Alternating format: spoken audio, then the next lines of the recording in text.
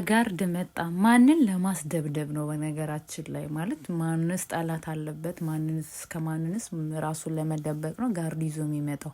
በነገራችን ላይ ለሚዲያ የምታስተላልፉት ነገር በጣም ሀርድ ሲሆን በአሁን ሰዓት ላይ ኢትዮጵያ ውስጥ እየኖራችሁ በጣም ከባድ ነው እና ጥንቃቄ ማድረግ አለባችሁ። ይሄ ሰሞን በተፈጠረው ነገር ሁሌም ነው በምሰራው ቪዲዮ ላይ እየተናገርኩ ያለው። ሰላም ጤና ስጥልኝ የፉዬ ገላ ቤተሰቦች እንዴት ናችሁ? ሰላም ናችሁ ወይ? አላችሁ ወይ? ማለት አብርሃም ጋርድ ይዞ የመጣው ሪዝኑ ምክንያቱ ምንድን ነው? ለምንድን ነው? ጠላት የለበት ዩቱበር ነው ምናምን ሚስቱ ጋር ተጣልቷል። ሚስቱ መቼም ሩታ አብርሽን ለማስደብደብ ብላ እንትን ጋርድ ወይም ሰው ፈጥራ እንትና ታረግ። ለምንድን ነው ጋርድ ያስፈልገው? በሁለት ጋርዶች ታጅቦ የመጣው እኔ ሁሌ ማለት ክሬት የሚያደርጋቸውን አይዲያዎቹን ደስ ይለኛል፣ አደንቅለት አለው። ግን ደግሞ አንዳንዴ ሀርድ የሆኑ እንትኖች ነው ይዞ የሚመጣውና የሚያስፈሩ ነገር ናቸው። እኒያው ብዙ ዩቱበሮች ደግሞ እነሱ የሚያውቅ ምናምን ደግሞ ዩቱበሮች ውሸት ነው፣ እነሱ አልተጣሉም፣ አብረው ሻይ ቡና እያሉ ነው።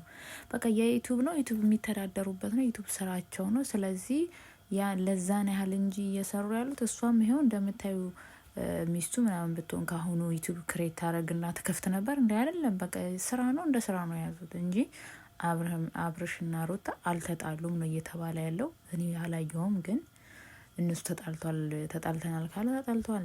እኔ ባይጣሉ ደስ ይለኛል። የልጅ አባት ነው፣ የልጅ እናት ናት። ልጅ ከአባት ከእናቱ ጋር ነው ማደግ ያለበት ብዬ ከማምን ሰው አንዷ ነኝና እሷ ግን ፍቅረኛው ለባልነት ፈልጋው ቢሆን ኖሮ ሮጣ ዩቱብ አትከፍትም ነበር። በዚህ እንዳልተጣሉ ተረድቻለሁ፣ ለስራ እንደሚፈላለጉ እንጂ ይሄው ስንት ሺህ ወደ 50 ምናምን 60 ሺህ ልገባ ነው ልጅቷ እኮ። የሚገርማችሁ ነገር አብዛኛው ዩቱበር ፍቅረኛዬ ነው ብሎ ይመጡና ዩቱብ ክሬት ያደርጋሉ።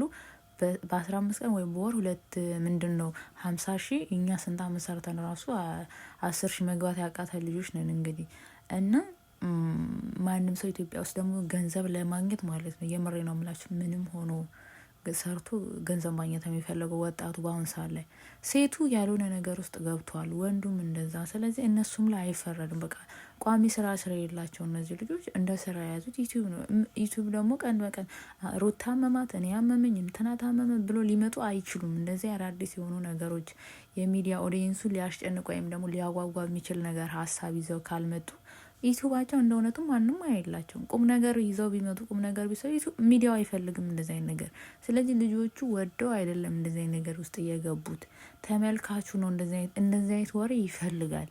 አሁን ተጣላን ተለያየን እንደዚህ ሰው እኔ የሚገርመኝ ሰው